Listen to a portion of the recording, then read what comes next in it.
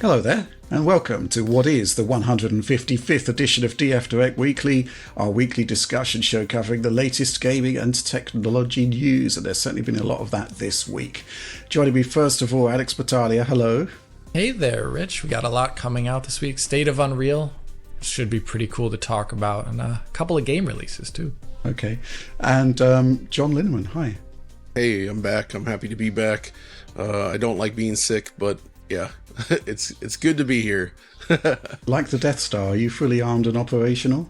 Yes. Good. I'm back to normal, feeling great, ready to talk about some games. Okay, let's do that. Okay, first news topic of the week. State of Unreal happened, as is the norm whenever GDC happens. And, well, what can we say? The proceedings were dominated by the debut of a trailer of Marvel 1943, the first game from Amy Hennig's new studio. I think it's fair to say that this is a pretty spectacular trailer, and it is using Unreal Engine 5, obviously. Alex, what are the highlights here from a technological perspective? Well, there's like maybe 3 that caught my eye, probably 4 altogether. I thought the character rendering was sublime.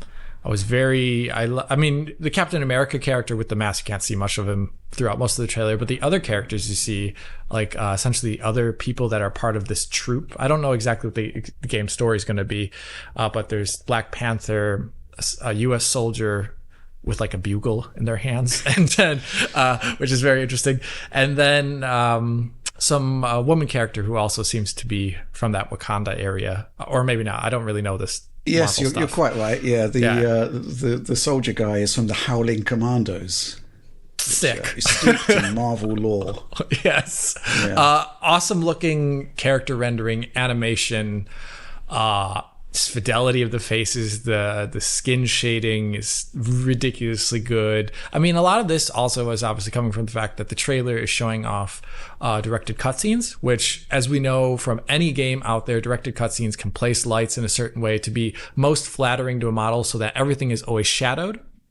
Gameplay isn't a whole other concept at that point, but it was really, really good looking. And given essentially, I would say, like the pedigree of Amy Hennig, it seems to be action adventure Uncharted like, probably, with the focus on cutscenes like that. So them being as high quality as they are is just fantastic. They also had a 15-minute long stage demonstration of UE 5.4 running in real time on high-end PC kit, and that also showed off some really cool things that you can maybe see in the trailer too. They had some really great looking smoke rendering and simulation coming from a barrel that I was very happy to finally see in video games again after like 10 years of it not being there.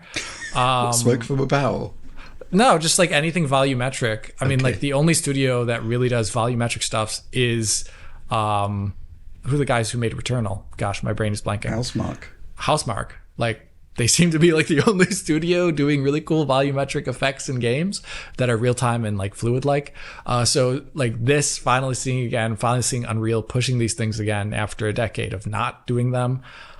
Oh, that's great. So I thought this looked great. I'm just very curious to see what the real gameplay looks like. And we saw it on PC, and we know UE5 on PC can look really great, but like how does it scale to console is a whole other question that I'm very curious about here. But this is just the first showing, so I give them leeway. Mm-hmm. John, thoughts? I think it would scale to console by being 30 FPS-ish best. I mean, to me, this was the first Unreal Engine 5 game we've seen since the Matrix demo that actually resembles the Matrix demo. You know what I mean? Right. Yeah. Where it's actually showing the level of fidelity that we kind of hope to see with this. Like you said, the character rendering is absolutely sublime, very realistic, but also just beautifully implemented. And it is a really nice combination of strong art design, which, you know, for a Marvel movie, maybe also surprising. No. No, seriously. It's very, very well done in that regard. Like you said, the smoke effects I thought were great. Sort of the flow particle field that they generated from the smoke coming off of the barrel that has potential. Everything about the camera stuff, and they showed off, I think, visualization of their nanite density, right? Yeah, there it is. Mm-hmm. And it's just another example of using this sort of virtualized geometry kind of set up to do like ultra mega dense environmental detail. Yeah. Which I love it. Mm-hmm. This is really great. The only thing I will say is that when you see visuals at this level in the context of what's been happening in the AAA space, it does damper a little bit of the excitement, I might say. You know what I mean? Because you're like, well, I'd be curious to know more about what it took to achieve this and what the game's like budget and manpower efforts look like compared to other games playing in this space. If they're able to leverage Unreal to do some of this stuff without dramatically exploding the budget, that would also be very impressive. Right. Whereas I get what you're saying, John, but I do think that there is a certain degree of, you can see when a game is going to be a home run. And when you look at this trailer, it just looks, it looks expensive, but it kind of looks worth it. And you think it's going to hit the mark financially. I think it would, take something quite extraordinary for this not to be a mega hit, right? Well, you say that, but there's been a lot of issues with superhero-related games over the last however many years, right? They don't often hit, actually. Spider-Man is just about the only one. Yeah. But I think the themes here are different enough, and it doesn't seem like it's following the traditional like open world cookie cutter model that we so often see these days. Plus, I'm really happy to see Amy Hennig's coming back here because I feel like she's had a bad string of luck with projects over the last decade or so. So I really hope this gets off the ground and succeeds. But yeah, I mean, for me, it's like when I first see Marvel now in a game, I almost just roll my eyes. I'm not interested, but I have to say the trailer actually did captivate me enough where I am actually interested in the game now, and it's specifically for what they seem to be doing with the game as opposed to it being a Marvel property. World War II, I think, really helps because Rich knows the lore. I've seen like 3 movies, all contextless. I saw like the Captain America, the third one, like Civil War, after not even having seen the second movie, and I was just like totally lost. But I went on a date to see that. That was also awful. But either way, I think taking place in World War II, grounding it a bit more, having less be about sky lasers and and Ages of Ultron and whatnot. I think that really grounds it, and I'm just curious to see what the heck the play is like in the game, because the key art is 4 characters arranged in like a cool pose. I'm like a little worried that it's like, oh no. You know what I mean. I've seen enough Gotham Knights. I've seen enough loots and numbers. No. I'm just a little worried about those things, but I think it would make much more sense to just have you play as 4 different characters over the span of a single player campaign, and they each have different play styles, so you kind of get that like variety. Like obviously Captain America can do very different things than Black Panther then can do. What did you call the bugle bearing gentleman? I'm not sure what his name is, but he's a part of the Howling Commandos. There we go. Boogie Woogie Bugle Boy. The Boogie Woogie Bugle Boy, the Howling Commando. I'm curious to see how the Howling Commando plays. He has like a Springfield rifle. Probably cool. Shooting Nazis. Should be fun. I would say, based on the visuals we're seeing here, the only other upcoming game beyond Hellblade 2, which looks really great in its own way, that I would expect to come close to this or possibly exceed it is the next Gears. I think a lot of us are kind of breathlessly awaiting to see what the Coalition has in store, because I do expect them to match and exceed what we saw in the Matrix demo, possibly at a much higher frame rate. So that's what I'm hoping for. That's what we're hoping for, right? I mean, who knows? I mean, I feel like the Coalition went so big on 60 FPS with Gears 5 while also pushing it to be one of the best looking Unreal Engine 4 games. Absolutely. I can't imagine them walking that back and going back to 30, but we'll see. I'd be surprised. Yeah, I agree. I mean, this trailer did look pretty spectacular. And I do think it is novel enough to separate it from the usual superhero fare. And I think the World War II grounding, the setting there is kind of like a stroke of genius. There's quite a lot of characters that are in the modern day Marvel universe that are actually originating from Second World War, oddly enough. There's a lot of weird reasons for that. I mean, the comics started effectively, the new Marvel Age began in the 60s, so it wasn't really too much of a stretch to have characters that were like, you know, in their 40s who fought in World War II, but owing to the weird time dilation that happens in comics, they kind of just gradually aged over the years. Into our modern era without actually looking that much older. It's kind of weird. But here we've got, I think it's Black Panther's, the current Black Panther's grandfather, which kind of makes sense, right? Captain America was an icicle for God knows how long. So it's the original Captain America there.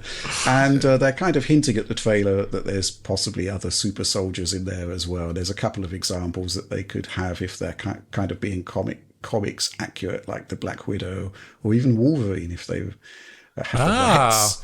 You have to have the rights, right? Yeah. Oh my gosh, these Marvel things are obscene. Although I do think the term super soldier is carrying a lot of weight there because, you know, Captain America was a super soldier there, you know. It's all a bit sort of being pushed in different directions to encompass Black Panther as a super soldier as well. You know, he eats herbs that give him super strength, fundamentally. What can I say? I mean, I think it looks spectacular. I thought the rooftop chase in Paris just looked phenomenal. I was getting some flashbacks in a good way to Assassin's Creed Unity, but I doubt it's going to be open world. Just don't think that, you know, the amount of money it would make to produce this level of fidelity in an open world. It doesn't make any sense. Also, like, I mean, point? looking at the types of projects Amy has worked on, I just don't see that making sense either, right? She likes to tell these sort of more straightforward stories, and it just doesn't necessarily fit in a big open world game. Mm-hmm. Is there anything else from State of Unreal you wanted to talk about, Alex? Because before we recorded, you basically said you didn't want to talk about it until you actually saw the features. I want to see them in person because I've seen a lot of Unreal tech demos and a lot of promises about what they can do, and then I test them locally, and I'm always like halfway there with agreeing with them. So they're saying like much better render thread performance under Unreal Engine 5.4. So I can probably see that happening if they did split up the rendering a lot to be much more multi-core aware. They're also talking about improvements to hardware ray tracing. We've heard also elsewhere that they've been improvements to hardware ray tracing, but here it's like it's kind of interesting where the generation starts, they target the engine for originally software ray tracing due to RDNA2 in the consoles, essentially. Like you can't really rely on good ray tracing performance there. But as the generation goes on, and there's already some Unreal Engine 5 games coming out, you have now PS5 Pro on the horizon, you have AMD, Intel, and of course Nvidia pushing hardware ray tracing to different levels. And I think now they're realizing like, oh, we should probably start taking advantage of all this die space that these people are dedicating to it. And they're actually finally pushing it in a way and trying to get around obstacles regarding CPU performance and also some other things. So I'm really looking forward to seeing that. I don't know what it means necessarily for console games, but for PC, I hope it means that a lot of developers start implementing hardware ray tracing modes because the quality is superior and apparently it's going to be very performant too now. So, but once again, this is all stuff I would like to test on my own in a State of Unreal video for myself. I did it for like 5.0 originally. I did it for 5.1, I even think. And 5.2, I definitely did one. I did also a roundup video of Unreal Engine 5 releases to say like what's wrong and what's not. So this is just good follow-up that I'll think I'll do over time. Mm-hmm. As long as it's not a Star Citizen situation where you said you'd never cover it again until they did Vulkan support. Yeah. And like, what's it now, 3-4 years on, we're still waiting for the Vulkan It's 3 years on. And the best part is I'm pretty sure the next release, which is, was it 4.23 or is it 3.23? I always forget the first or number. They're adding in like already server meshing, which is crazy. But they still don't have Vulkan in, I think, for that release. It hasn't been slated yet, so I may be waiting till this summer to cover Star Citizen again. Okay. Whatever. I mean, they might just be holding it back because, they don't want you to do a video. Yeah, that's definitely conspiracy theory. Yeah, conspiracies. Do it.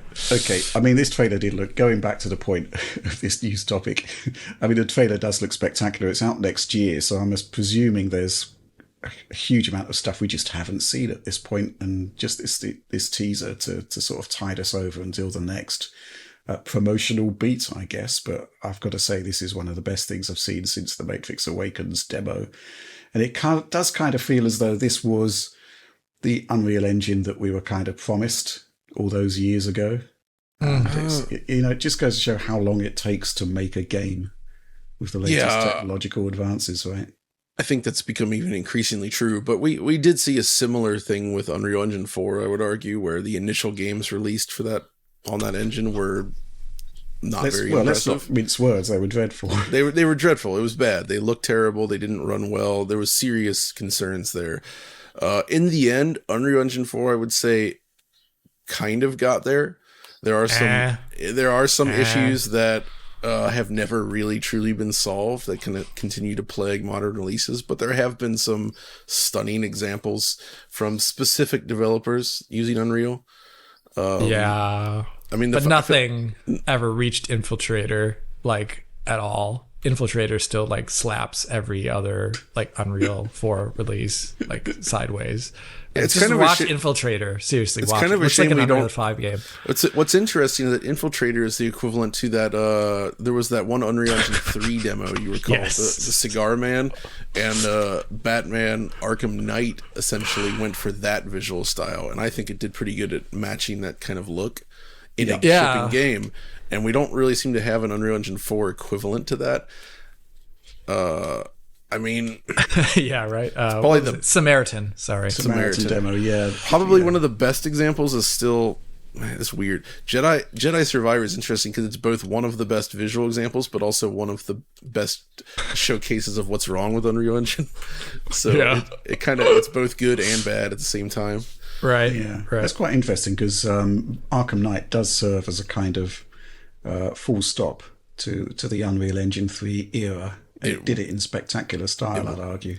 It was an exclamation point on Unreal Engine, basically. This is Unreal Engine 3 at its absolute best. Bam. Although I will say it's not quite on par, but Injustice 2 and Mortal Kombat 11, I thought. Yeah, I get what you're saying. They're also good phenomenally looking. good for that. And in fact, the new Mortal Kombat 1 in some ways looks arguably worse, or at least not as large of an upgrade as you would expect. And that just switched to Unreal Engine 4, so they were seriously flexing with their older stuff. Yeah. Okay, well, that's State of Unreal, and that's Marvel 1943. And not Capcom's 1943, Marvel's. Two slightly different projects there. Yeah. A little bit. Yeah, Marvel versus Capcom 1943. That'd be a great game. It would be. Oh, man. It's like a bunch of planes just shooting at superheroes. It'd be great. Space lasers. I'd just like to end this this segment with an apology to all Marvel fans for Alex's bizarre interpretations. What? Yeah. Anyway, let's move on to the next news topic. So, GDC 2024 is proceeding apace as we record this. There's been plenty of great announcements, and something which caught our eye, which is looking highly promising, I think, is an update from AMD on Fidelity FX Super Resolution 3.1 was announced at GDC, and well, Alex, this looks like a particularly promising upgrade, I'd say, because I think, over the last year, it seems evident that the R&D effort has been focused on frame generation. Not much has happened in terms of the spatial upscaling element of FSR, and it's kind of lagging behind its competitors now quite drastically, I would say. This announcement, well, there's a lot of announcements here, but I guess the sort of tentpole announcement is that it does look as though spatial upscaling is receiving the attention it kind of needs, right? Right. Yeah.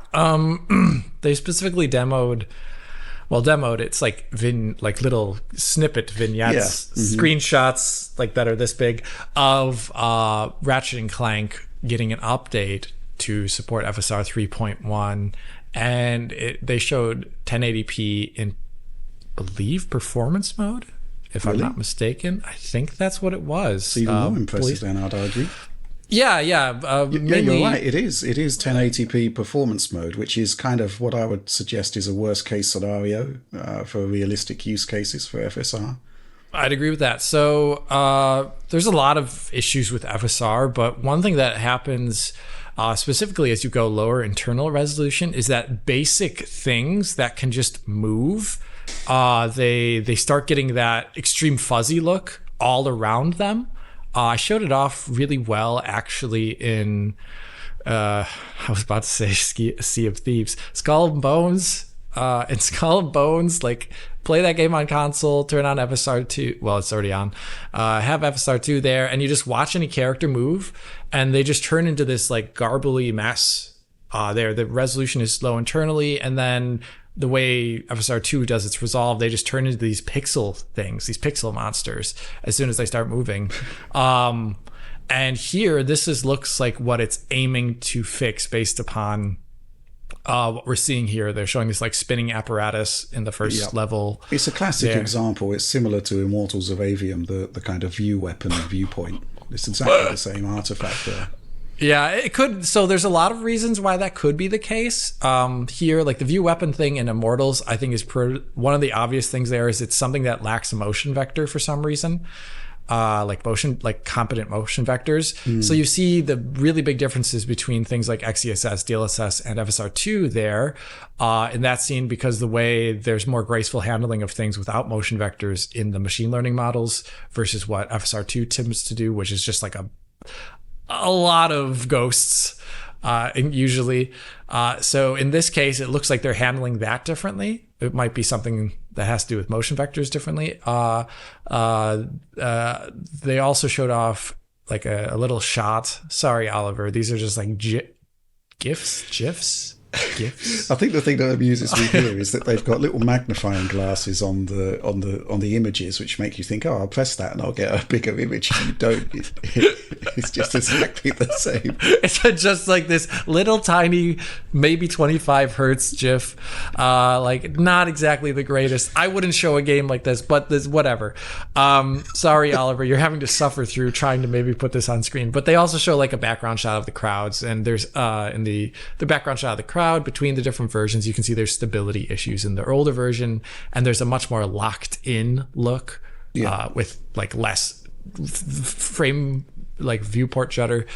The one thing I'm obviously going to be really curious on is whether or not this fixes disocclusion fizzle, which is probably FSR2's biggest issue overall, next to ghosting of particles.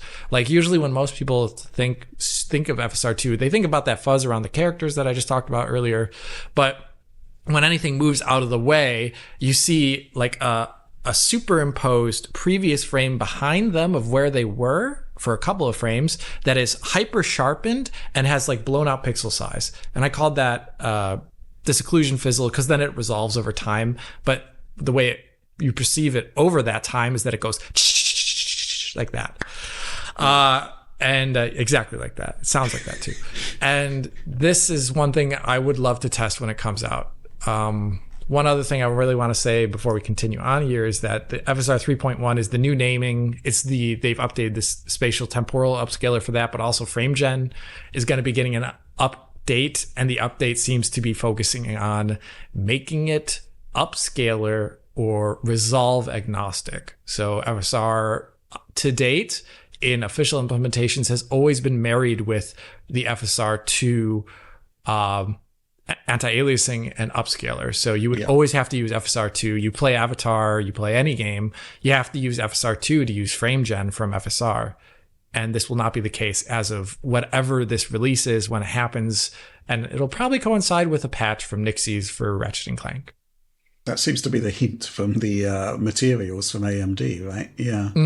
Yeah. Interesting. Yeah. So that's actually quite an interesting point you raised there about being agnostic in terms of the inputs, because the hack, the mod that you covered, actually is the same, right? You can use FSR 3 frame gen with DLSS inputs, which is kind of what you'd want possibly for, for RTX 2000, 3000 cards. Right. Yeah, absolutely. Yeah, I think that was back then just like a slight conceit when they released it, probably due to time, and or they don't have to do any benefits for people who use Intel or people who use RTX GPUs, but this is a nice thing to benefit them as well. John, they're talking here in their disclosure that it's coming to the Microsoft XDK, so it's going to be available for consoles. Good or bad thing? Frame generation? Yeah. Potentially good, but only if used very carefully. Yeah. Specifically, I think this is something that needs to be implemented in a game that's designed for 60 frames per second minimum, and they want to get it up to 120, which I think is a very good use case scenario.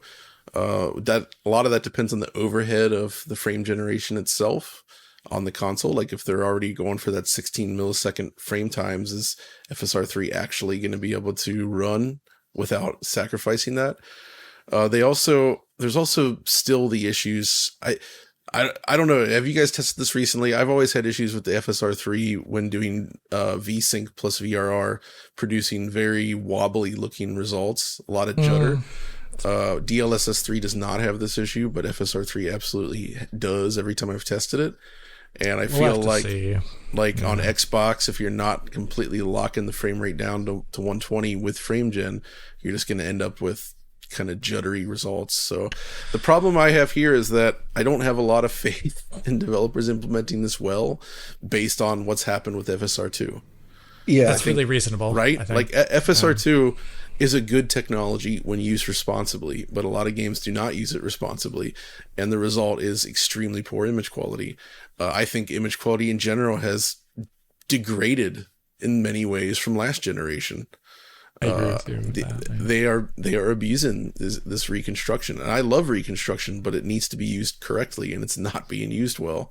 Yeah, by and large. It's interesting that, even in this disclosure, AMD is making some pretty strong recommendations for how FSR 3 should be used. And in bold, they say it's highly recommended to be always running at a minimum of circa 60 FPS before frame generation is applied for an optimal high-quality gaming experience, right? And I think that's been borne out in basically all of the testing we've done with FSR 3. And... Right. Developers in console land kind of need to listen to that. One thing that also I think is very important is there's currently no latency mitigation strategy tied into FSR 3, since Anti-Lag Plus is currently no-show and maybe being retooled. So on console too, another thing that alongside that, a developer would have to figure out their own way to do latency mitigation on top of FSR 3, because I don't think just doing they could just straight up VSync it to 120, but at that point, they could implement their own reflex and do 116 FPS or something like that. I don't really know, but developers, if they're going to use this on console, I really think they need to think about it. I don't know how they solve it necessarily. Yeah, I think optional 120 hertz modes are the best use case scenario for it, right? I think that's the bottom line, and it probably would be best to be used with VRR. If it's kind of makes sense, right? One thing I thought about, you guys did that recent direct on the PS5 Professional. And it has a decent amount of machine learning capabilities based on what we know. I'd be curious to see if Sony would attempt its own sort of frame generation technology, right? Yeah. Because that could potentially help mitigate some of the CPU limitations that we suspect are the case here. So I agree with that sentiment. Right, because it has the GPU grunt and the machine learning capabilities to potentially leverage frame generation very effectively. So You're still looking at high base frame rates required. Yeah, you still got to be hitting 60 basically, Yeah. at least around 60.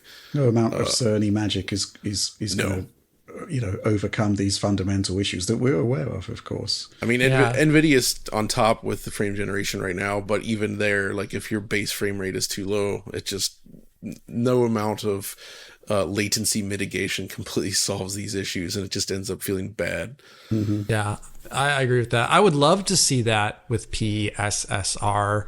Yep. I would like to see it have a similar trajectory to DLSS, where Sony provides a ray reconstruction alternative at some point in the future. Because ray reconstruction, don't forget, that runs on RTX 2000 as well, too. That's a good point, yeah. So, like, these are all things that they can do over time if they want. And I see this is just like a fundamental beginning for them, much like how DLSS 2 was for Nvidia, or like a Rebirth for Nvidia there. Mm-hmm. So I'm really looking forward to see what Sony does over time. Okay. I guess we'll be taking a look at FSR 3 titles, 3.1 titles, both spatially and frame generation wise, as and when these things appear. But with that, let's move on to our next news topic. Okay, so this is a really interesting state of affairs. It looks to be the case that the recent PlayStation 5 firmware update has also updated the firmware of PSVR2.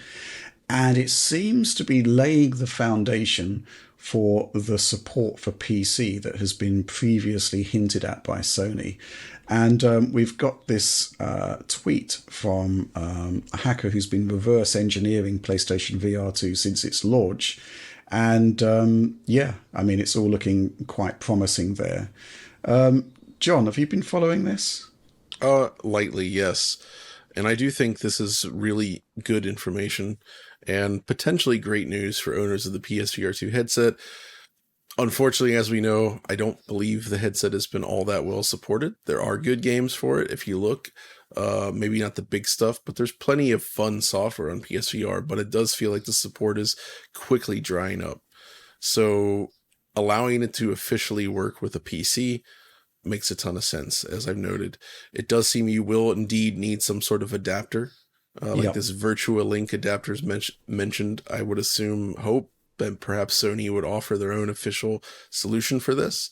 Obviously, that would mean, you're converting this USB-C plug into splitting it out between USB and video, so you can actually plug it into your PC, since, as we know, most PCs will not send video over USB-C, certainly none of the recent video cards. So that's all good news, but I'm still... the situation's weird. My feelings on PSVR2 has really kind of gone downhill since I got into the Quest stuff. It just, and a lot of it has to do with just decisions around like the lenses and the way they refresh the screen. And I'll be curious to see if they're able to overcome this on PC, because the motion clarity just isn't up to par. And I think it's because, so Sony's fighting that interesting battle where, extended brightness actually fights against motion clarity in these types of displays when you're trying to do low persistence motion. And Sony went for HDR, and it does work and it's cool, but at the expense of motion clarity, I feel, to some degree at least. It's very smeary looking, whereas the Quest produces perfect motion, crystal clear, zero blur, basically like a CRT. Even though it's not OLED. Right, it's LCD, but the way they do the low persistence update on it, it's the cleanest I've ever seen. It's so good. It's genuinely shocking. Okay. And PSVR2 just isn't there. Plus the whole pancake lens thing, where, the optics of the PSVR mean that you're limited to a sweet spot directly in front of your eye, and things outside of that, like most other headsets, to be fair, pretty much all prior PC headsets work this way, where with these old style lenses, things outside of the sweet spot just become sort of blurry, and a bit of chromatic aberration can be observed. But once you see pancake lenses in action, it's kind of like, it's hard to go back. It does have the eye tracking though, which the Quest doesn't have, right? So that is correct. So that is a cool benefit, although ironically you're using eye tracking on those old lenses, So when you're looking around, you're looking at blur.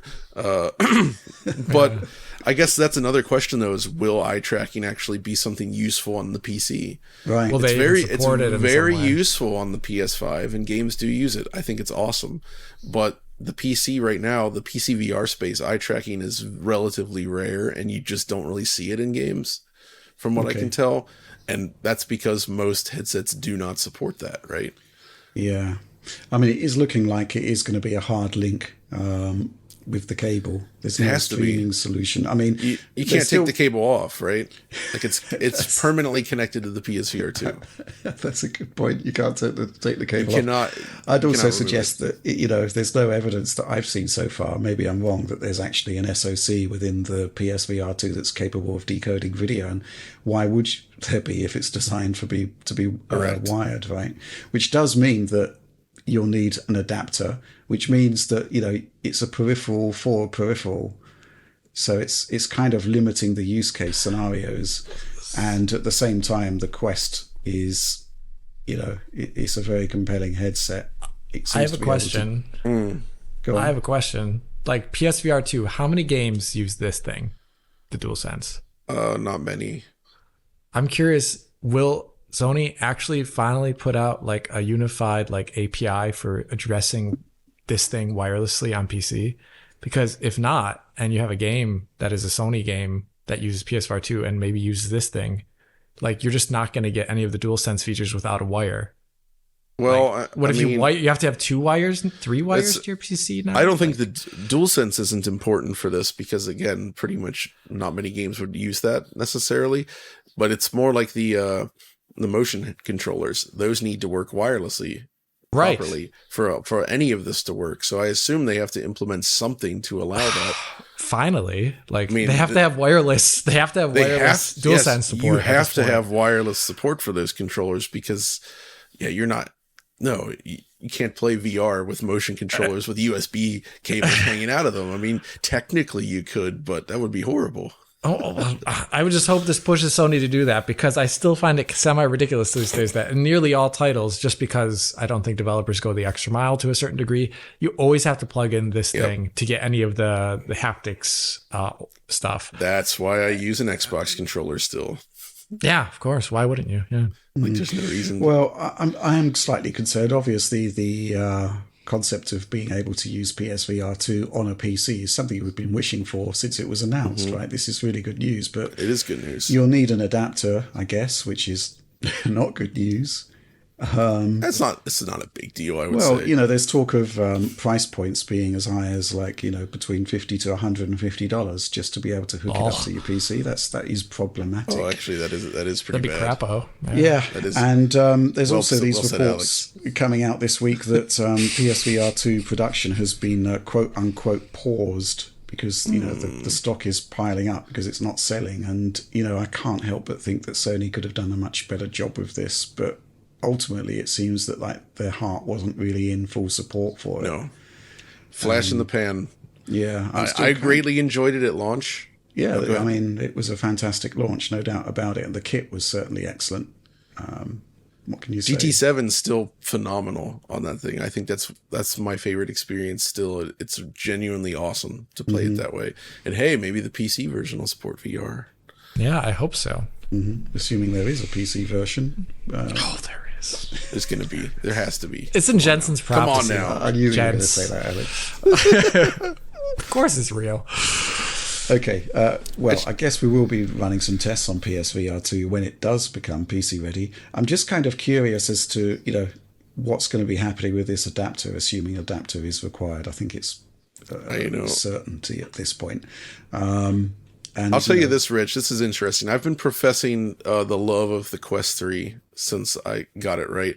Yeah. I've already had multiple friends go out and buy it after seeing it for the first time here. Really? So you've literally shilling. So firstly, Corey and Mark from My Life in Gaming, they both got the Quest 3 after not believing me about how good the wireless stuff was on PC and just the image quality. They were stunned. Another friend of mine picked it up recently as well, and I'm just like, every time when you actually use this thing and you see what it can do, it's truly game changing. That is the product that Meta needed all this time. It's the first truly great headset they ever made. Mm-hmm. The other ones were like prototypes compared to this. Mm-hmm. It's that good. Cool. It's awesome. But we will be testing PSVR2. Yeah, I'm not to give up on PSVR, because here's the thing. The PSVR2 headset is actually still good, right? I mean, it's not cutting edge anymore, and the lens is kind of dated, but that's what most of the wired PC headset space is like as well. I mean, if you've been using like a Valve Index, for instance, I think the PSVR2 is arguably better than that hardware wise. Mm-hmm. And it's a comparable type of experience. It's a good piece of kit. And if you have one, this is a way to extend its life beyond whatever support Sony may provide on the PlayStation itself. Right. The Steam VR library is fantastic. There is a lot of great VR stuff on PC that I highly recommend checking out. And hopefully PSVR2 owners will now have that opportunity. Mm-hmm. Okay, cool. And with that, let's move on. So it's not often, well, actually, I was going to say it's not often that Digital Foundry sort of enters the main news cycle, but, well, it kind of is, isn't it? But this one in particular caught my eye because in our DF Direct special on the PlayStation 5 Pro specs, where we were talking about the relatively meager increase in CPU speed offered by the enhanced mode available in the new hardware. And we made the statement that it's kind of like unlikely that you're going to be playing GTA 6 at 60 frames per second on this thing. And that's kind of built on the assumption that the base PlayStation 5 version won't be running at 60 frames per second either. And it's important to make that distinction, I think, because, well, let's just say on the off chance that there is an unlocked frame rate mode on the PlayStation 5 version of GTA 6 and it's almost at 60 frames per second, well, then obviously that extra 10% of CPU performance will help, right? But ultimately, we haven't seen a new GTA game for like 2 generations now. And typically Rockstar console games of that style target 30 frames per second. They go for maximum simulation. So I think it's worth just clarifying there that this is what we were sort of meaning by that. If there is a 60 FPS mode for the PlayStation 5 version of GTA 6, obviously there will be a Pro version that runs at 60 FPS and probably has a more tighter lock at that frame rate. Just to be clear there. But, obviously we've only seen one trailer of GTA 6, which ran at 30 frames per second. We don't know what the full game's going to be doing. It's fairly self-evident at this point. It's just based on precedent. That typically Rockstar go heavy on simulation and fidelity, and that means that they want more time to render those scenes, and that means 30 frames per second. But with that said, there has been a lot of discussion recently about CPU limitations on current console games, and we kind of alluded to it in the PlayStation 5 Pro Direct by mentioning a game alongside Baldur's Gate 3 that does have CPU issues, and that game is Dragon's Dogma 2. Which, I mean, it's an interesting example because based on what I've seen of Oliver's video and where we do appear to be CPU limited, the Pro would probably be doing a much better job at maintaining 30 frames per second if it had a frame rate cap. Well, I mean, you say that, but I'm going to just disagree. Really? Really, the reason why it is because I want everyone to stop saying the word frame rate. I want to stop saying frame rate. I want to say frame times. Frame times are way more important. And the average frame rate, if you look at a comparable PC with the Ryzen 5 3600, it is literally, I do my benchmark, it says average of 30 FPS. And it's like, wow, that must be so good. And it's not, it's awful. It's so bad. Even 30 FPS, trying to lock 30 FPS on a Ryzen 7 7800 X3D would also not be good because the frame times spike up to like 50 milliseconds if you turn the camera. And it's doing that on console too. The only thing that's masking it from our perspective is just the existence of VSync. Right. VSync is just gonna tell that frame to go out at 50 or 66 milliseconds or whatever, and it'll look like a larger bout of drops, but you can't really differentiate it between other drops that are much more subtle in terms of frame time. So I would say a Pro wouldn't do anything of reasonable, because like as I was saying in the video, you could get the equivalent of a pro upgrade on PC by just turning off RT, but it doesn't help the frame time situation really in a meaningful way. You're just like slightly increasing the average FPS, which makes the bouts of frame time drops actually like more intrusive on your eyes, because you see like a lower base frame time, and that helps on 75 milliseconds. So it just looks bad. I want to say like this is an interesting time where I don't want to say like Dragon's Dogma 2 is like the next gen thing that everyone, of course it should be 30 FPS. I don't want to say that at all, because there's like some obvious super hardcore not great optimizations they did. Like the NPCs on PC and console disappear like right in front of your eyes constantly. And it's really awkward looking, I would say. And I think that was probably their last minute ultra hardcore bandage to try and do something. Along with some other things they probably did. But like here, I don't know what to say about it right now, other than this is the way the game runs. And at least on a Ryzen 5 3600, it actually looks like it's running and tapping this CPU. Like, it's different on a larger CPU right now, but like, oh my God, I can only imagine that the console CPUs actually have probably really intense utilization while this is going on. It would be interesting to actually look at the system output for wattage when it gets to the town versus the countryside. I'd be curious to see if it's decidedly higher because of that. You could probably test it best on Xbox Series X, where you have flat frequencies. Maybe that's something to do. Well, to be fair, power utilization does vary on the PS5 as well, according to load. So you'd probably see that as well. But yeah, I get what you're saying. You've got fixed clocks. That's kind of one of the big mysteries of the PlayStation 5 from our perspective, because we don't have access to those internal metrics. You don't know what the clocks are doing and how impactful the power limit is. One thing which did crop up in the PS5 Pro disclosures to developers was that the actual drop to CPU clock, they described it as very, very infrequent on the base machine. But I'm assuming it still happens, right? Right, yeah, of course. Yeah. I think the point, going back to GTA 6 is that, when those leaks first happened, there was this notion that Sony had brought forward or had even produced this machine in this time frame to get the best GTA 6 experience, which isn't really true, because it takes like 4 years to make a console. It's not like Rockstar went to Sony and said, hey, 4 years from now, got this game coming out, maybe you should produce a console for it. That's not really the way it works. But, one can imagine that on the GPU side, it will have a lot of benefits over the base PlayStation 5 version of the game, assuming Rockstar wants to go down that route, right? And we actually saw with like Xbox One X version of Red Dead Redemption 2 that, they are interested in pushing the enhanced consoles if the horsepower is there, and that was a pretty spectacular experience.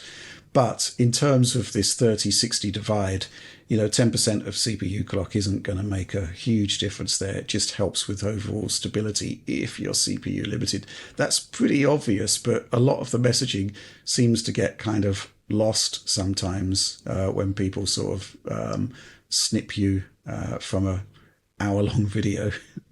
And actually, this sort of leads us on to this question from supporter DF Enjoyer. Hi DF team, hope you're doing well. Rich, I saw your GTA 6 not running at 60 FPS on PS5 has been used by some big publications such as IGN and console fanboy accounts on X. How do you feel about this? And are you guys ever concerned about saying things that will be taken out of context or used as ammunition in the battlefield of console wars and other wars? What other wars? Oh God! Yeah, I hope not. I shudder to think. I'll go over to you about on this one, John. But I think from my personal perspective, ultimately, anybody can be quoted out of context, and it's a bit annoying when you see the troll accounts, and we all know who they are on X, sort of producing these snippets. But ultimately, these guys just sort of live and die on that sort of engagement, and people kind of realize who they are and why they're doing it at some point. Any thoughts on this one, John? Well, I have to say I'm not especially fond of that, but it is true that our stuff is often used out of context. And I do feel like a lot of times it is picked up by people that perhaps they either miss the point or don't really get what's being said, and they kind of take a thing and throw it out there without that context or understanding, and take the wrong conclusion from it. And that is obviously going to be frustrating when that happens. But I think that's what happens with anything where you're talking about a situation. There's going to be people that do that for anything beyond just games or other wars, as he says. That does happen a lot. I think we try to be very careful about that, especially in the scripted videos. It's quite possible to do that and like dance around it. But when you're doing like shows like this and everything's just kind of happening as you sit here, it's a little, sometimes you put your foot in your mouth. I'm pretty good at that, I have to say. But even when you don't put your foot in the mouth, stuff does get taken out of context, I think. And what you said, I think, about GTA 6 makes perfect sense. But when you blow it up in a headline like that, it does sound different, if you will. Yes.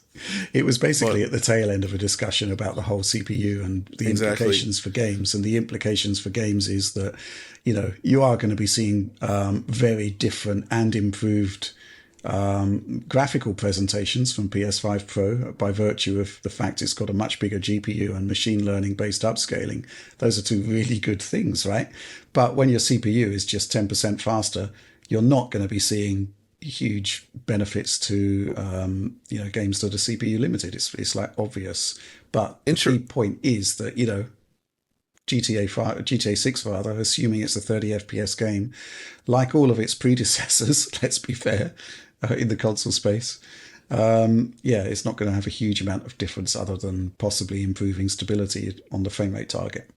Right. That's that. Any thoughts on this, Alex? I don't like being off quoted. Usually happens all the time. I feel like just because I get annoying Twitter X DMs, or just random threads on Twitter that I get linked, and then I just start whatever. I'm just gonna call Twitter till I die. And then I start mass muting every single person in that list. Because I know that anyone who's engaging with it is just toxic as hell. So yeah, you actually keep linking me. I can increase my mute list. Final thoughts, John? Less about that and more just about, I actually asked some dev friends of mine just what they thought about the CPU stuff. And most of them were actually like, they don't feel that the CPUs in the consoles are that big of an issue. Compared to last gen. Like, obviously things could be better, but like if you do things smart, it's not nearly as much as like getting juice from a stone or blood from a stone, I guess would be the more accurate thing. Those last gen Jaguar CPUs were atrociously underpowered, and it took a lot of effort, I think, to utilize them. Here, I think there's enough. The CPUs are capable enough where, depending on how you manage it, it should be less of an issue. And I think that actually bears out in the results, and that the overwhelming majority of games on consoles this generation are 60 frames per second, or at least targeting it. And it's much, much, much higher than last gen. It is, but last gen we didn't have cross gen. Yeah, we did. Well, it was like painfully, like it wasn't anything like this. Like we got games that still targeted one Xbox One until like this year, right? No, I know, but it was not that dissimilar. There was still PS3 360 stuff like coming out in 2015, 2016. Like Destiny was on those consoles. Metal Gear Solid 5 was on those consoles. There was a bunch of games that worked that way. It was not uncommon to have cross gen. All the Far Cry stuff up until 5 was cross-gen. They were all about that for a while. Yeah, I don't know, because like it wasn't the same level of proliferation across the board. No, it's not quite the same. Yeah. But I still think overall things have turned out fairly well in terms of that. And the biggest problem I've seen is a lot of the new non-cross-gen games, especially Unreal Engine ones, they seem to be both CPU and GPU bound. We're seeing gigantic drops to resolution, which is very unfortunate. So that's an area where the PS5 Pro could help a lot, just image quality in those games. But I mean, fundamentally, though, a console is a fixed platform with a finite level of ability, right, of capabilities, right? And when you're dealing with an audience that mostly has 60 hertz screens, and I still think that is the case, then your basic targets are 60 frames per second or 30 frames per second. It's been or that 20. way. Or 20. Ocarina of Time. Do it. Yeah. There's not really too many games, thankfully, that are targeting 20. No. We kind of left that behind in the N64 era, I think. Yes. But yes, so basically, to get a consistent experience, the choice is 60 or 30. And, it's from a developer perspective, it's the choice between 16.7 or 33.3 milliseconds of compute time per frame. And you can do a hell of a lot more with 33.3. It's that simple. And, that's kind of why I suspect we'll be seeing GTA 6 more likely targeting 30 rather. Yeah, I think that's just their track record as well. Like you said, that series is not known for pushing high frame rates until later re-releases, basically. And I think that they're most interested in pushing out the visual fidelity. But again, like you said, we don't actually know. I mean, it's entirely possible that they have a 60 FPS mode in mind. Yeah, absolutely. Right? Like we genuinely do not know. Can't know that. I mean, just to go back to the cross-gen point, though, the one thing I want to say is like kind of like with the GPUs in these consoles, like where you can use that we have a cross-gen base in terms of graphical quality and maybe simulation complexity, and you can use that to up the image quality and frame rate, or you can use that to massively increase the asset quality, lighting quality, simulation quality, but then you have to compromise in some other aspect of that, whether it be frame rate or resolution, and that like triangle of frame rate, like resolution or like quality. And I think the games that go beyond cross-gen and actually start targeting things that are different and were not attainable last time around, that's when we start seeing the compromises to any one of these three things in the triangle. And for gameplay stuff, orientated stuff, I think 30 FPS is still going to be things that developers target on these like PS5 and Xbox Series X. And in that case, a PlayStation 5 Pro, like this Marvel game, 1943, like seriously look at that. It's just cutscenes, but like, I don't think that is a 60 FPS game.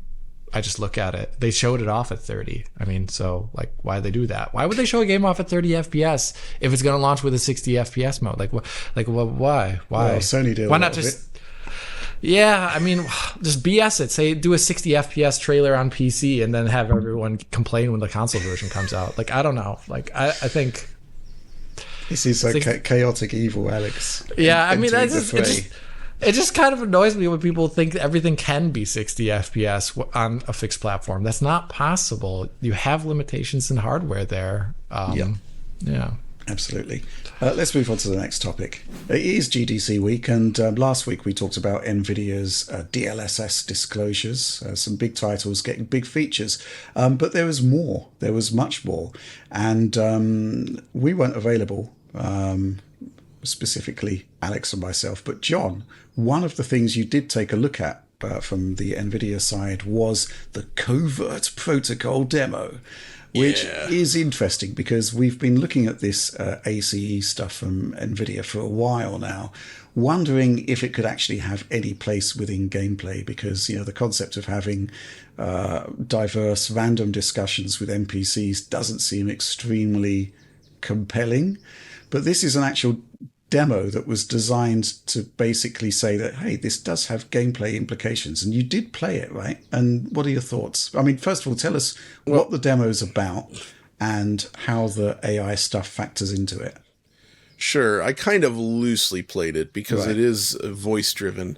They were actually physically controlling the character, but I was the one that was providing the voice input. Yeah, this was a remote presentation, to be correct. Clear. Exactly. So the idea here is that it is the demo they showed is essentially like a covert ops type of thing where you're tasked with figuring out the room number for your specific target. And it never actually lets you go up to the room yet. It's more about how can you get that information from the characters in this world. And that obviously involves conversation and sort of toying with them to find ways to convince them to give you that information. But obviously, using this generative AI approach, the idea is that the player has sort of full freedom to interact with these characters in a different way. And I will say the first thing it reminded me of is older text parser based games. Right. Where you have the freedom to just type in whatever you want. And depending on how it's implemented, you can have a fair amount of variation in terms of the response. That's what it felt like a throwback to, but obviously more advanced. Right. They basically showed this whole... So there's two sides. Let me talk about the demo first. And basically what we did is we walked up to these different characters and they just let me ask questions. And I kind of poked and prodded at them. Firstly, I wanted to see, like, what is their actual awareness of the things around them? And I was able to get some of them to answer questions about things in the environment, and sometimes it didn't work, and it would be met with a different sort of response. So it was kind of hit or miss, but the characters, the AI did seem to have some awareness of what objects were around the AI, which is neat. And they also have it functioning so, like, if you go around and cause a ruckus, if you will, they can also be aware of what you've done in that space. Mm-hmm. So there is like an actual sort of awareness being fed into them so that they know what's going on and can sort of more accurately react to the player's behavior, which could potentially be cool. I also just enjoyed sort of bouncing questions off them, just to see what kind of answers you get. And it actually, so I guess the thing is, like, how would this actually work? And they should have showed their whole control panel setup, sort of per character setup that you can do within Unreal Engine, this was an UE5 based demo where you can make all sort of parameter adjustments on this character. So it's not like it's just plugged into something like ChatGPT and it feeds whatever. There is actually, like, seems to be a full implementation process required to make this work on a per character basis, where you're sort of fine tuning their personality types, their behavior towards the player, their position in the world, like what they're there to do and what they can and cannot do. And that sort of defines the type of responses you get. So it's not just like flat AI driven responses that you would expect from a typical large language model question and answer scenario. So there seems to be flavor there. And they also sort of noted, I think this is important, that this is not designed to replace written characters and performed characters for like a story necessarily, right? This is more like to flesh out the world with these NPCs. And I know not everybody's interested in this, but I do think it's an interesting thought experiment and could potentially be useful for certain types of games, like, say, a Hitman game, which is what this demo reminded me of. Since fundamentally you were trying to figure out the room number to this guy, but it's a private upper president kind of guy, I guess. I actually don't know what he is because it kind of picks up in the middle of this. And the way I did it was I sifted through these packages that were placed outside of the main entryway to the hotel and sort of used that information gleaned there to tell a colleague of this guy that was sitting in the lobby working that he had an important package that could impact the meeting that they were going into, but he couldn't get a hold of him. And that convinced the guy to go to the front desk and ask the attendant at the desk if she could deliver the package to room number whatever. So just by doing that, you actually hear the room number of where the guy is at and are able to go there. Okay. But it seems like there's a lot of other approaches to do it as well that are possible, which also made me think about the implications of testing this sort of thing and what a nightmare it would be for any sort of quality assurance. Because when you're just opening the floodgates on this, and that's what reminded me more of this being closer. It's like a bridge between text parser games and like true, large language model AI stuff, where there is a finite sort of response. It feels like if a character is not going to give you a certain type of information, they're just going to come back with different responses that is sort of shutting you down, sort of like what would happen normally. So I guess the question is how much freedom can actually be gained here? Like, what's possible in the context of a game? At what point does this become not fun? Right. Mm-hmm.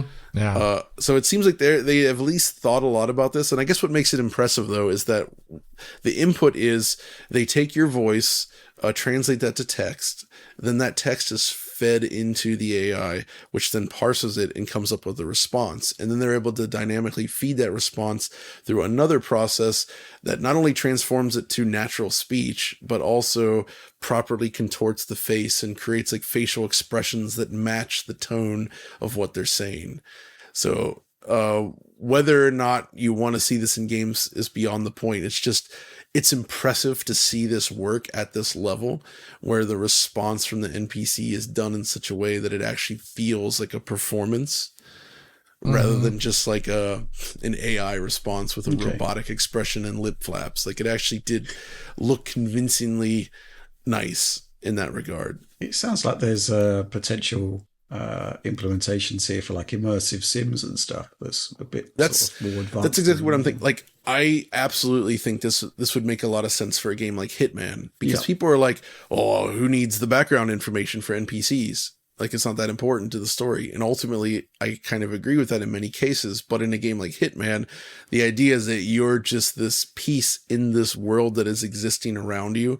And if all the NPCs actually do have this kind of stuff behind them, and the backstories are somewhat defined by this control panel setup and the tuning available to the designer, I actually think that becomes really interesting in terms of how you can deal with people in that world. Again, super difficult to test. I'm sure this would be nuts, but it could be really, really cool in that context. The other thing they mentioned, though, that it wasn't available for this demo, is that they are also exploring ways to do this sort of interaction without relying on voice. Because I kind of pose this thing as like, not everybody wants to sit there on their couch with a microphone, even if it's in their controller, and talk out loud to the game. Yeah. Right. I certainly don't want to do that most of the time either.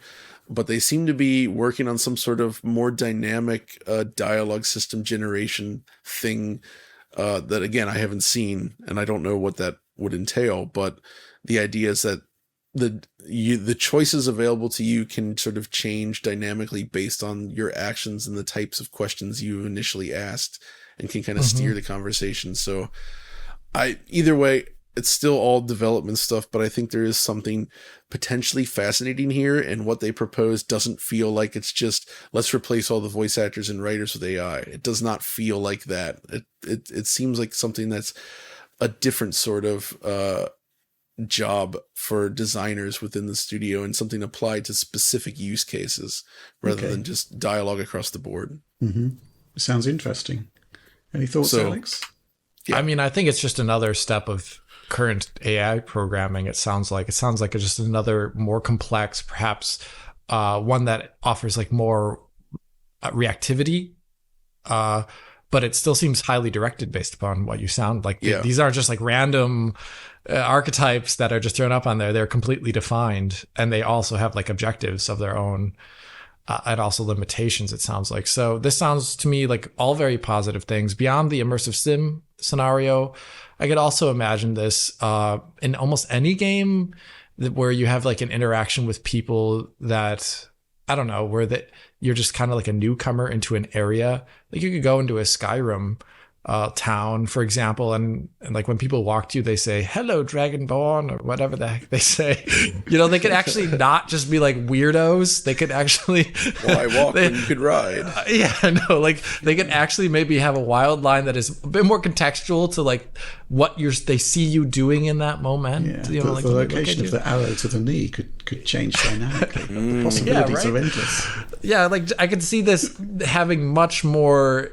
Yeah, preventing the whole like wildland repeating issue that those games specifically have. So actually, it's funny you mentioned that, Alex. One potential scenario that would be cool, but not necessarily gameplay changing, is like a sports game. If the athletes on the field actually were able to voice things, you could hear it like over the mics, or like there's ways to integrate that where the players actually react to what's happening. Mm-hmm. Yeah, okay, so here's my fundamental question, John, which is, could this demo have been done without AI? Oh, absolutely. Okay. But it would have just been a more... It's basically... It would have been more passive. It's trying to come up with an idea that already exists and make it different. Right. And this sort of level of interaction is not something we typically see in modern games. And that's, again, why I mentioned text parsers, because there was a level of sort of like adventurousness and freedom and like this feeling of like, ooh, what can I actually do here? That text parser games allowed, that disappeared when everything had to become more defined by very specific inputs. So it does, I would say this game, this concept they showed would have been significantly more boring if it was not done this way, because then you're just going up, clicking on dialogue options until the right one appears. Where here, there is an actual sense of you needing to sort of poke and prod at things to figure out what works and what doesn't. And there is a level of excitement to just messing with something like this that I did enjoy. Yeah, it's a sandbox. I like the idea in general, too. I find it intriguing. Okay, good stuff. Let's move on to our final news topic. So this one kind of came out of the blue. Obviously, there's been some contention about the quality of the image in Final Fantasy VII Rebirth's performance mode. And yesterday, it seems that a patch, quote unquote, dropped that now has options for the performance mode. There is, according to Oliver, there's basically a sharp and a smooth option available. And all of this material that you're seeing here is coming from Oliver, by the way, who took the time to take a look at it. And John, have you reviewed this material? What do you think? Yeah, I mean, it's when I saw these notes go up, I instantly thought, oh, they're just going to put in a toggle for what it used to be pre-patch and then what it came afterward. And it's basically what it is. So what they're touching is just the specific upscaling to the output resolution. Nothing to do. There's no there's no reconstruction here. It's literally just like, do we use a bilinear filter or do we use an integer like nearest neighbor filter? Right. That's it. That's all they're doing. And I actually think it's cool that they put in nearest neighbor. It's just with the TAA somehow it still ends up looking, there's something very aggressively smeary about the image that is not great on a 4K display. I actually had better luck by I fed it. So I fed it into a RetroTink 4K, and I also tried, since I just got it, the Pixel FX Morph. Both of which do HDMI upscaling. And I tried setting the PS5 to 1080p directly, and then using these devices to sort of add in screen effects, like to simulate the larger pixel dot pitch of a 1080p style monitor. And it actually looked better that way. Inserting that, like when you, because then it actually looks like discrete 1080p pixels rather than the kind of pixely look that you get by default. Now, I'm by no means suggesting that everybody should do this, because that is an insane amount of money or like just craziness for obfuscating a rendering problem. But it was fascinating to me to see that. But yeah, I mean, at 4K, it just doesn't look very good to me, I think. Yeah, they basically seem to have given you the choice between two entirely imperfect solutions. Pretty much. Isn't really what we asked for. I think that the only real solution is they've got to go back and fundamentally change something about how they're doing their anti-aliasing setup, which is what Guerrilla Games did for their performance mode. Right. They tried to obfuscate it with initial patches, but it actually took some time. But they did go back and fundamentally make changes to the way they were actually drawing the image, and it was amazing. Will Square do that?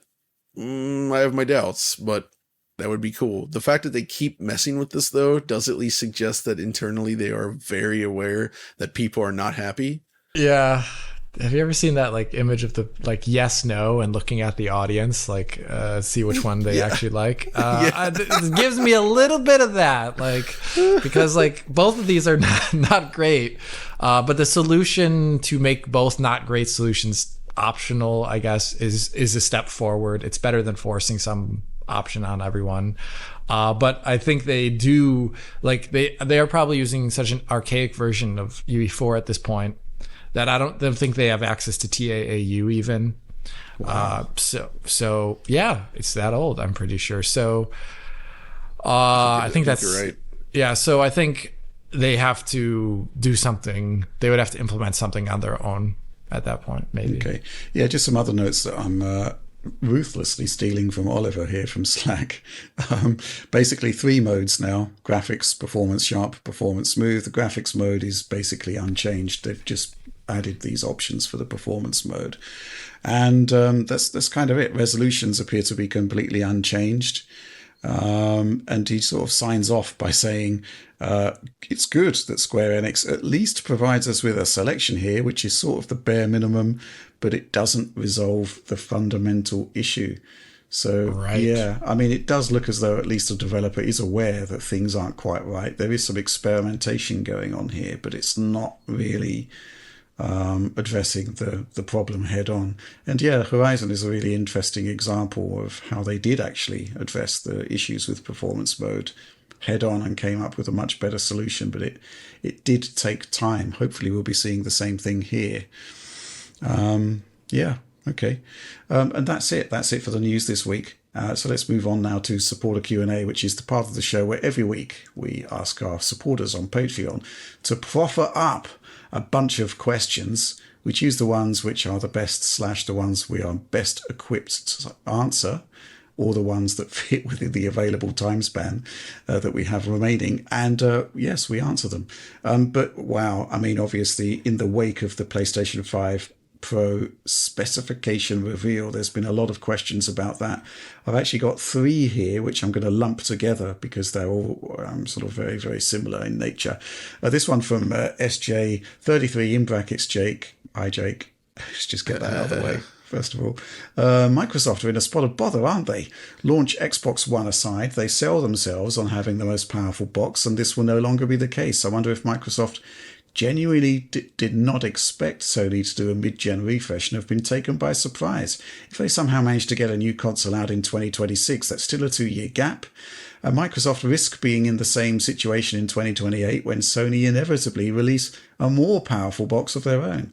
Feels like a fluke that Xbox 360 ended up broadly outperforming the PS3 despite the 1-year head start.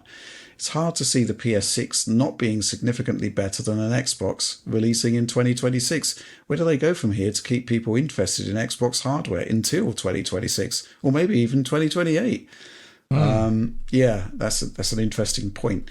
This one from 1040 STF. I was wondering, do you think Xbox should leave the 400 to 500 euro, I guess dollars applies as well, hardware market to Sony and release a super buffed up console, $1,000 console to create its own market? Obviously, some part of me misses the Neo Geo days when you could only wonder in the magazines on pictures of an inaccessible machine which games you could not play. I'm not sure that's really what Microsoft wants there.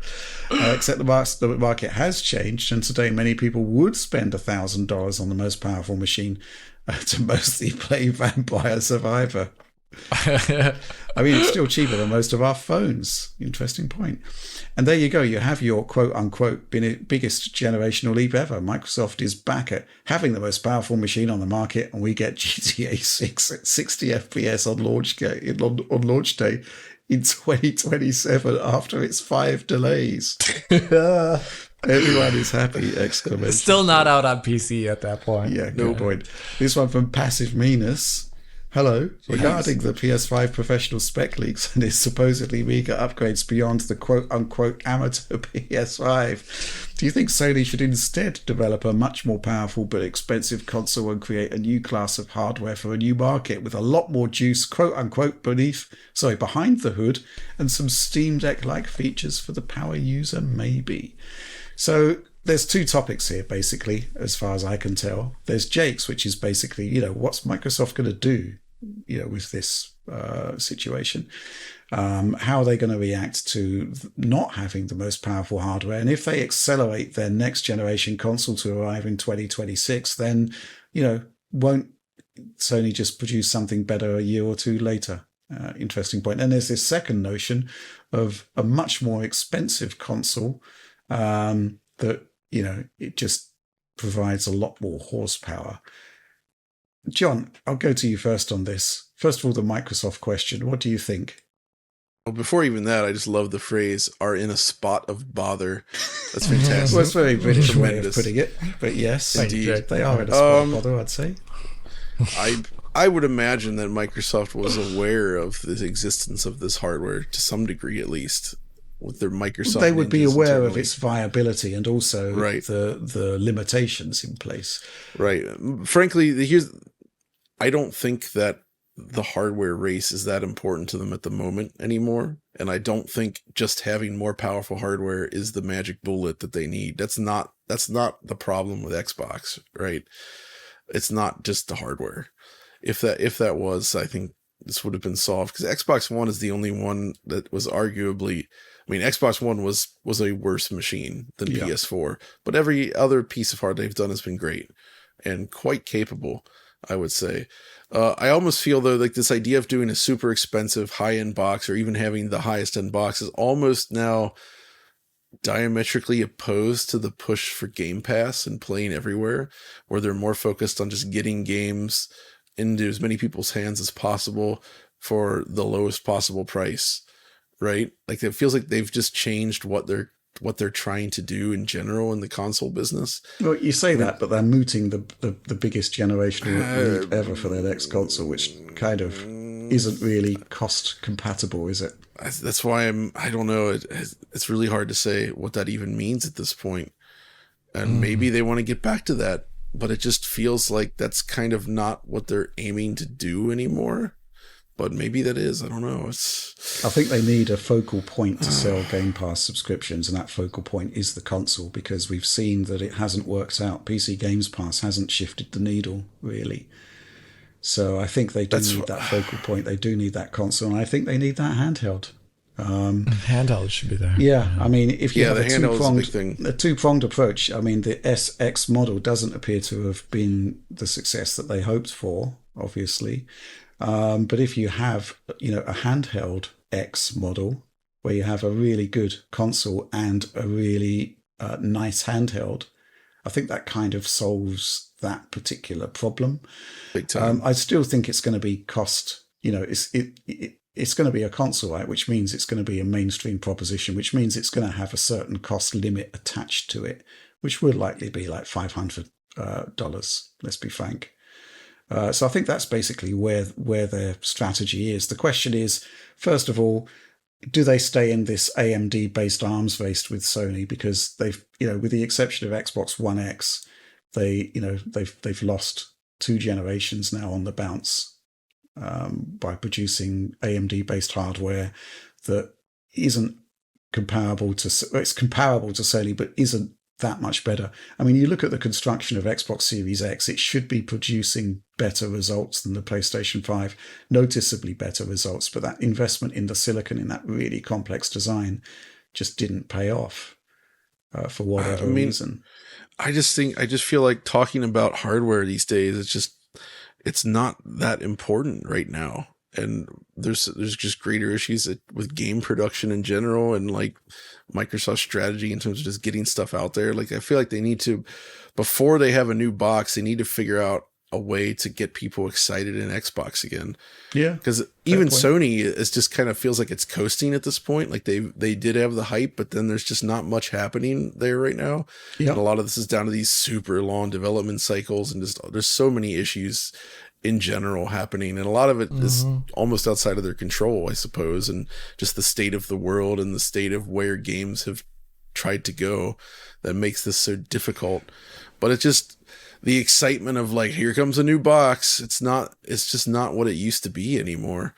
Well, the irony is, of course, that Microsoft has, on the face of it, a much stronger lineup than Sony from a first-party perspective this year. Oh, this year? Absolutely, this year. Yeah, no, this is the first year where they actually have a pretty like impressive looking lineup. Yep, which is kind of like when the Xbox Series X launched, it like landed with a thud. Like there was just nothing. Like it had Master Chief on the box, but there's like no Halo in sight.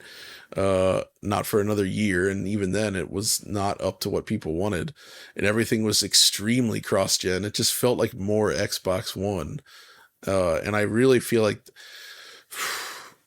they missed something there with that jump. Like I understand, like it's a whole broad topic, but even things like the OS level stuff, like I think by keeping the same OS, that actually makes sense, but it also created this feeling like Xbox Series X was just more Xbox One.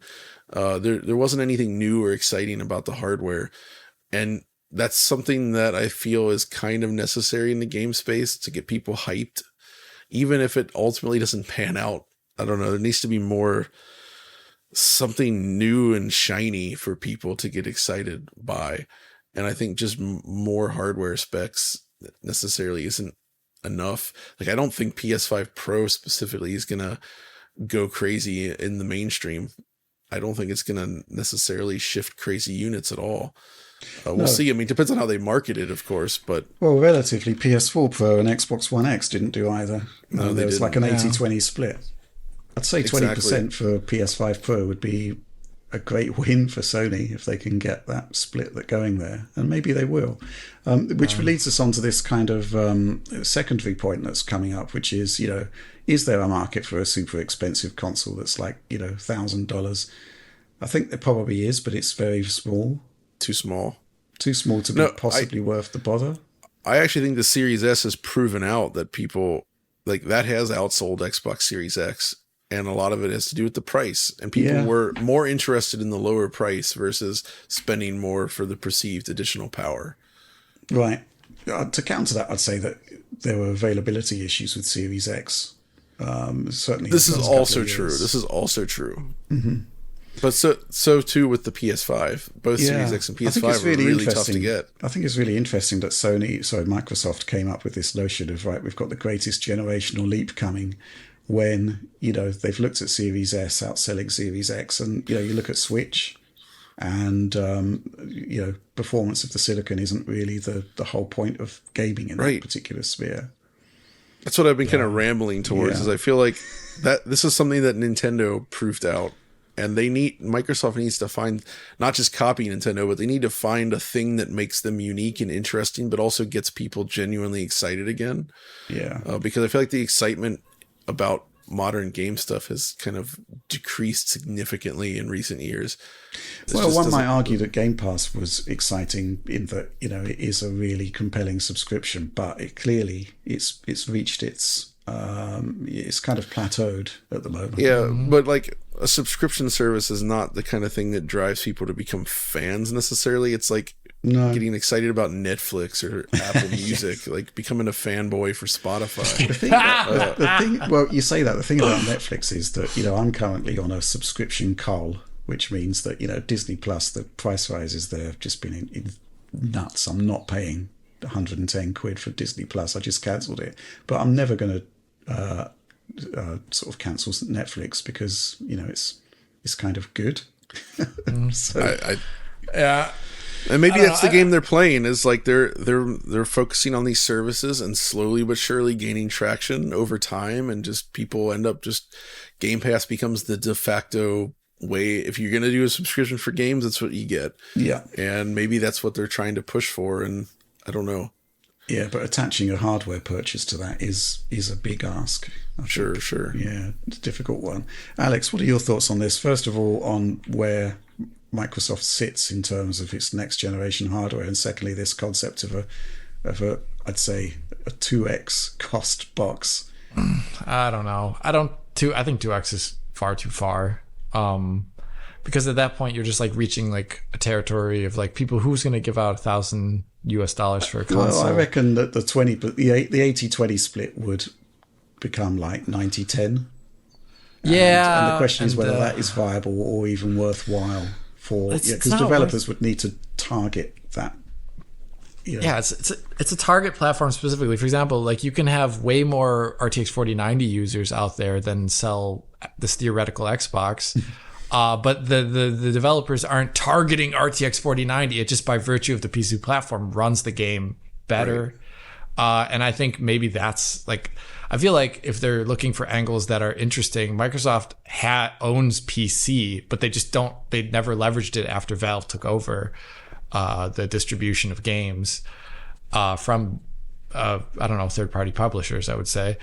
So I feel like they have an extremely unique ace up their sleeve that they own the largest like computer platform basis in the world for personal computers, but it's like not leveraged in an interesting way in the Xbox model.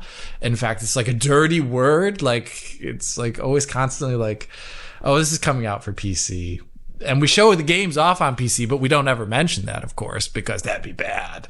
But like, I feel like they could, with their next Xbox, just leverage the fact that they are the PC platform much more easily, and it's a level of differentiation versus the competition too. I also do think that, at least like Richard said, they should probably move away from AMD, because producing like the same slightly different box there where the differences disappear in dynamic resolution is just like not compelling at all from like a hardware perspective. Yeah. If that is even the issue, which John talked about. That we live in a world where PlayStation 5 could actually outperform Xbox or have higher quality ray tracing just does not compute to me. Something has kind of gone wrong from that perspective, especially when you're using the same part supplier. It's kind of crazy to me, but that is the reality that whatever. Yeah, I think there's some interesting arguments to be said about moving to Nvidia. I'd really like to see a kind of efficiency analysis of silicon area, because fundamentally, let's face facts, it's going to be TSMC producing the chips. Who gives you the best bang for the buck from your silicon area? Because that's one of the major cost aspects of producing a console.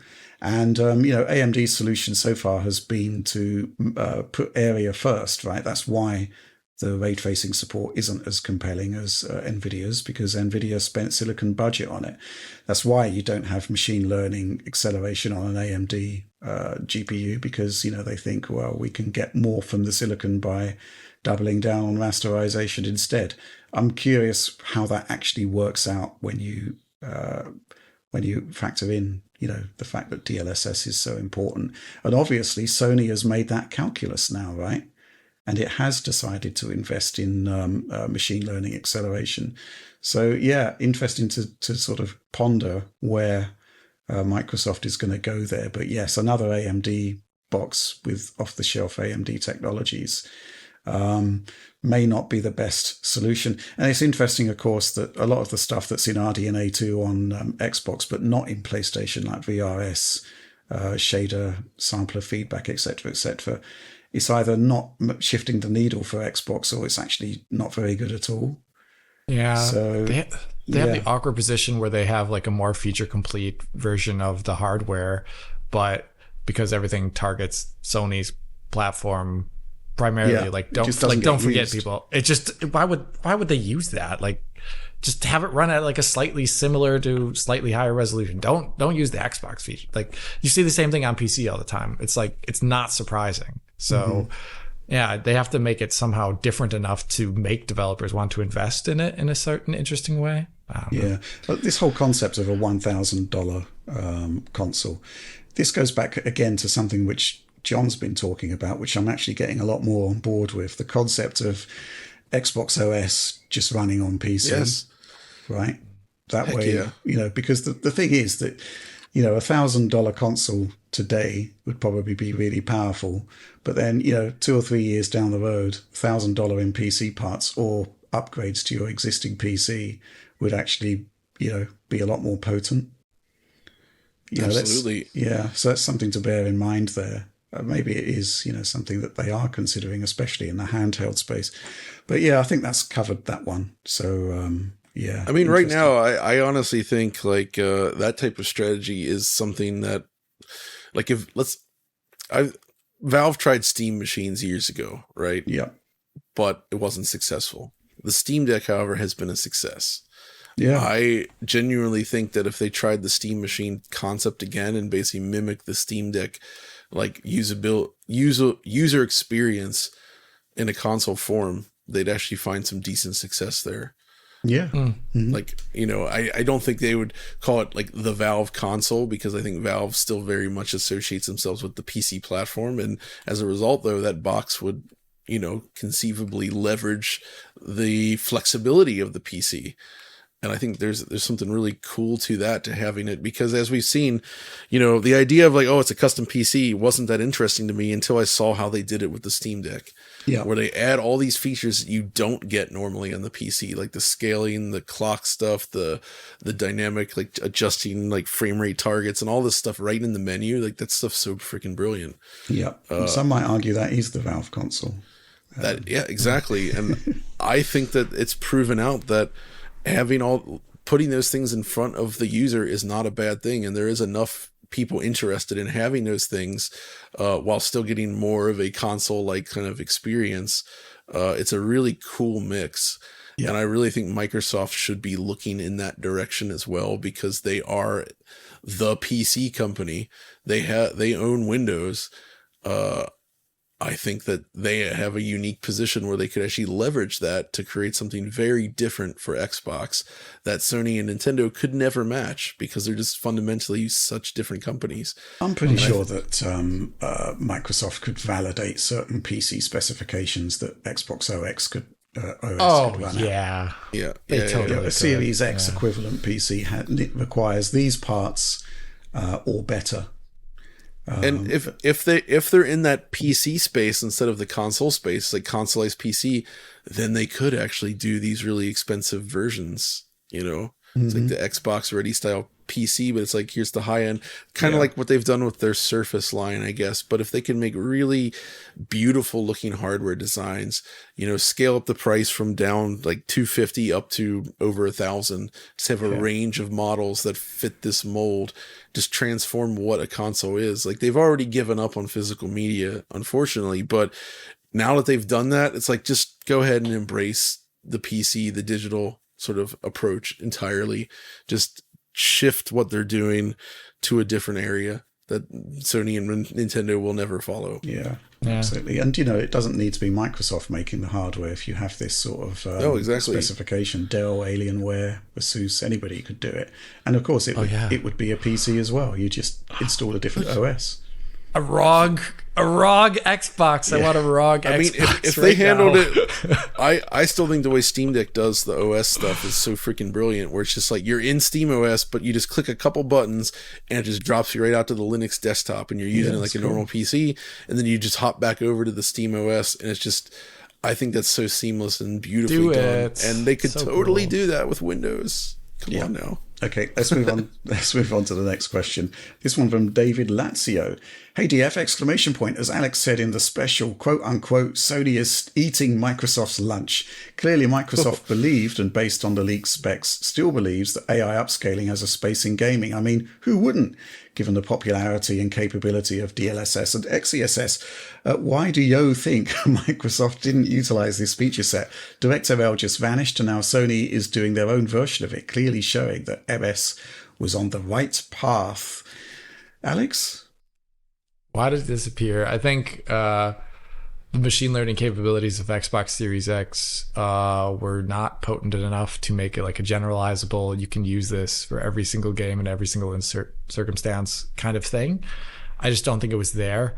And I think the kind of monolithic, I don't know, it's not monolithic, they have competing groups, but like I just think there wasn't enough strategy. I honestly don't think there was enough strategy inside Microsoft to like push for a good machine learning standard within Windows and then subsequently within the Xbox ecosystem to make it so that things like DLSS or XeSS could run under like a generalized environment that was supported by all IHVs.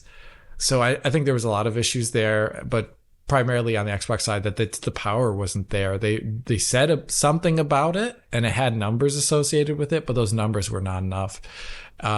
So yeah, and I yeah, it's just an extreme validation of the DLSS model that Sony says, yeah, actually, that's the way it should be done. And it's very interesting. I'm still very curious what the heck AMD is going to be doing. They're updating FSR 3 now. I don't think it's going to close the quality gap on all areas because I don't think it will. But yeah, I'm curious to see what happens next then. What do you think about this, John? The concept that Sony is coming to market with machine learning features ahead of Microsoft, and Microsoft is basically, there's so many associations with AI that it is a bit odd, isn't it? I mean, it's just consoles take a long time to develop. Yeah. And while they were thinking about this stuff for Xbox Series X, clearly, as Alex suggests, it simply isn't potent enough to be used in this way. And that's understandable given when these consoles went into development versus when it actually became viable in the PC space with Nvidia and everything. I mean, the RTX stuff launched in 2018, I think it was. Yeah. So these consoles were already deep in development. And even then, the initial stuff was not impressive and people weren't very skeptical, and Nvidia had to work hard to actually make it into something that was very, very capable and interesting. So by the time the consoles launched, it wasn't there yet, and the system probably can't really use it in any sort of meaningful way. And now, obviously, that is a known thing. So when Sony's designing the PS5 Pro, that would obviously have been a big point for them in building the machine, right? Yep. They know how popular this is and how capable it is. Right. I think Nintendo does as well, which is why we'll see it with the new Switch. And Microsoft would likely do it if they were building a new machine right now for like launching in the next year or so. But they're not. And I think we will see it, obviously, whenever they do launch a new machine.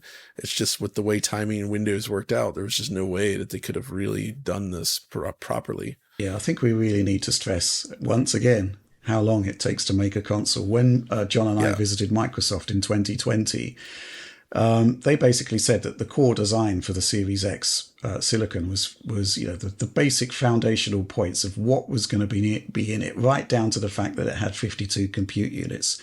All of that was decided in 2016. So there were certain things looking forward, which are very forward-looking in Xbox Series X, specifically the fact that they've got hardware accelerated ray tracing at all. Right? Yeah, absolutely. So, when you look at the timescales like that, there is the public perception that Nvidia were the trailblazers here. And Microsoft were partnered with Nvidia when they were doing a lot of their initial ray tracing work. But when it came to what they wanted within the Xbox, they made the call that, yes, we want to have hardware accelerated ray tracing, but it needs to fit within our silicon budget. So that's why you don't have the bespoke silicon. And I guess a similar thing applied to machine learning, which was, we don't really know where this is going to go. We do want to have the capabilities, but we are not going to spend a huge amount of silicon area to accommodate that, right. Which, again, is reflected in the design. You've got those extensions to accelerate machine learning functions, but they aren't that potent. And, if you look at the PS5 Pro, assuming that began development in 2020 when they finished up work on PS5, they probably looked at DLSS2 and thought, this is potentially a game changer. Why do we need to double the size of our GPU if we can have a smaller machine learning based integration in the GPU? Just kind of makes sense, right? So, I think that's why Sony is eating Microsoft's lunch, but it is a bit unfortunate. But I think, John, Alex, when we met Phil Spencer at Gamescom, I think my message at the time was, please be more radical with your next console. Yeah. And, I think hopefully that will be borne out, especially when they're talking about the biggest generational leap, which doesn't need to be teraflops, clearly. Right.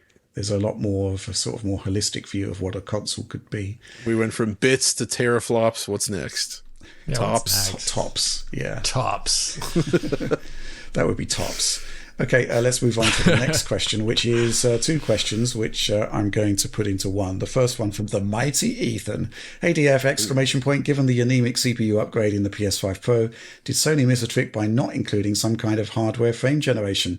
Unlike FSR2, to all appearances, AMD's FSR 3 frame gen is actually pretty good. The ability to boost 30 FPS CPU limited games to 60 would have been an actual quote-unquote game changer. Is there some technical or release timing reason why that wouldn't have been practical? And this question, segueing smoothly to this question from Smooth Segue, the question is Sony's apparent decision to invest in an in-house upscaling solution with PSSR in lieu of just relying on FSR suggests Sony doubts AMD's upscaling tech is going to markedly improve going forward. So again, we've got two sort of questions here, which is like, why not have frame generation in PS5 Pro? I think we will, actually. And then this question of the fact that Sony appears to have done a custom integration into their next SoC to produce machine learning-based upscaling. What does that say about AMD's own plans? Alex? Yeah, the first part, like Rich, and I just said it earlier in this episode, like I do think Sony's going to roll probably their own frame generation over time. They've just started investment and they're going to show off PSSR at some point. And if Nvidia did that, and they're already taking the Nvidia path, at least in terms of software development here, I don't see why they wouldn't just keep pushing this further. Maybe with different lag and time scale than what we saw with DLSS 3, who even knows? But I think that's something that's going to happen. And I think it makes a lot of sense to use the GPU for that purpose. I don't know exactly because like obviously Nvidia uses the like motion encoding aspect of the GPU. Yeah. The encoder, the hardware encoder there to do some of this. And I don't know what PS5 Pro has in those areas. So maybe it's like a hybrid solution where it's using compute to do that aspect like FSR 3 does. But then the what part of the image should be combined aspect is done with the machine learning hardware within the box. So I think that's going to come. I would like that to come. But so will you? Yeah, at that moment, I'm tops. I'm tops. But the other aspect, I actually do think it shows, at least at that time when they would have started planning this all, it was at that point in time, they didn't have probably confidence that AMD could do this, because at that point in time, when DLSS 2 comes out, it's like right when the consoles are launching. And AMD has nothing.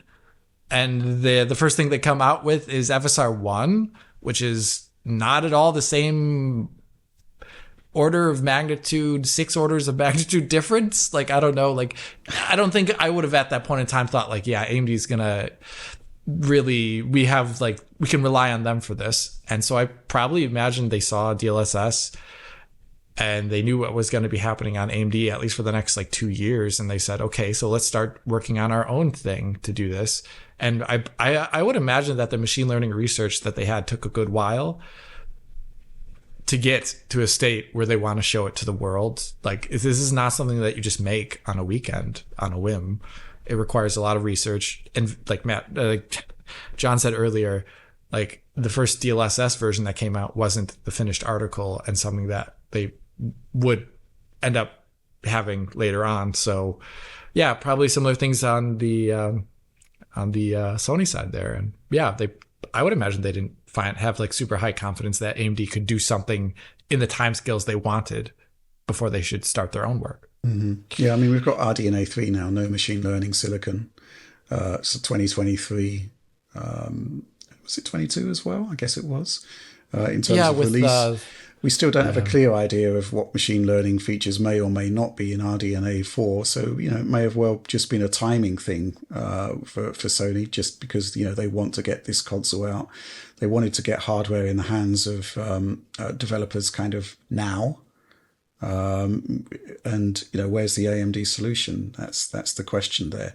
In terms of the frame generation thing, ability to boost 30 FPS to 60 FPS, the best frame generation solutions available now don't do that. So, they would have had to really produce something very, very special to do that would cover all gaming eventualities, right? I mean, slower paced games, you can get away with it. But you need a good base frame rate for frame generation. And, AMD itself is saying, well, you need minimum of 60, circa 60. And I think Nvidia is saying 40, right, Alex? Yeah, they're comfortable with 40. And I think that bears out in the results. Absolutely. But that does kind of put you into it won't give you 120 at that point. It's kind of good for VRR, but not good for straight 120, I think. But I think the mighty Ethan says it quite succinctly. Technical and timing reasons. That's it, really. Certainly very interested to see when we are going to get machine learning based silicon within our Radeon GPUs, right? That's going to be a bit of a game changer potentially. It's interesting that there is this talk of FSR getting machine learning. I haven't seen that quote. I've just seen the Mark Papermaster talking about gaming devices, which is typically separate and distinct from their definition for what Radeon desktop GPUs do. But with that, let's move on to our final question. This one from Stefan ST. Shouldn't we hope that Switch 2 is not backwards compatible?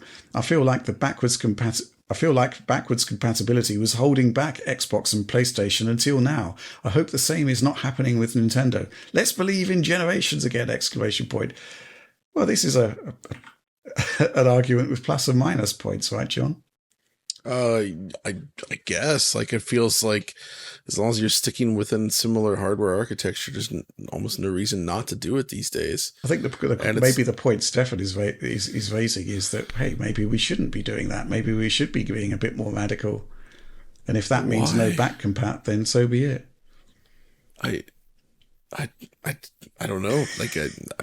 I don't think that's a good idea because the original Switch was so successful, and with that gigantic install base and the amount of games people own, I feel like that would immediately poison the well for Nintendo, and we'd have another Wii U situation on our hands where people would just be angry about it.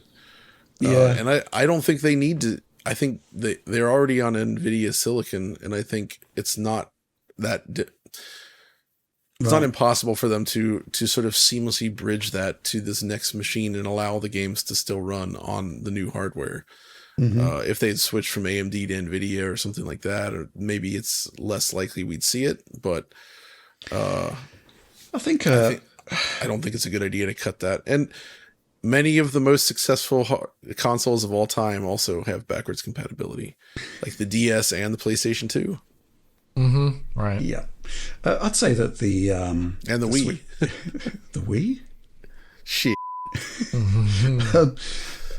I'd say that Switch 2, based on the specifications that we have available, is kind of like a proper generational leap. You've got ray tracing and DLSS, and so the concept of backwards compatibility is just kind of just part of the fact that it's based on similar architectures and is overall a good thing. I don't know what you think, Alex.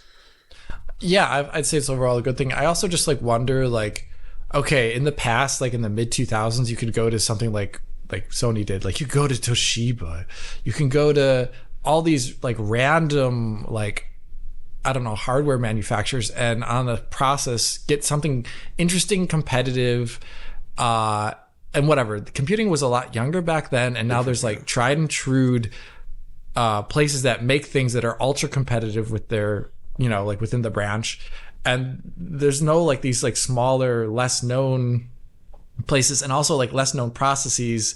There's been tons of standardization about how things should best be done, and I don't think there's the ability to go out there and make some totally random design just for a small computing device like this that is only for it. I think you'd be grabbing from known IP because you have this decades of research that's gone into making it good, efficient, and all these other things. I just don't think it exists in that capacity anymore. Yeah. Like it did back then. And I think you'd be still doing some sort of, we're going to some large firm and grabbing the best parts of their IP for our device. So it wouldn't be a radical redesign anyway. It's where would Nintendo go if they weren't going with with Nvidia? They'd go to AMD, they'd go to Intel. Possibly they could go Power VR. I doubt Apple would want to do a Switch 2 with them. So ultimately, it's about which part supplier is going to give you the components that get you the best performance for the amount of money you're willing to spend.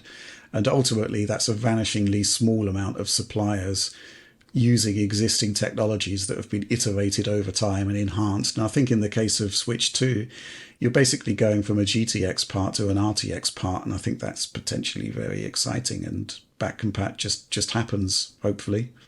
So I think that's a good thing, ultimately. Yeah. And that's the final question, and therefore the end of the show. So if you enjoyed it, please do like, subscribe, share, bell ringing for whatever may or may not happen in terms of notifications, DF supporter program. Join us, become part of our amazing community, ask questions for this show, get early access to a ton of great stuff, bonus materials, and even supporter exclusive shows like DF Indirect. But that's all from us on this one. Thanks for watching, and I guess we'll see you next week.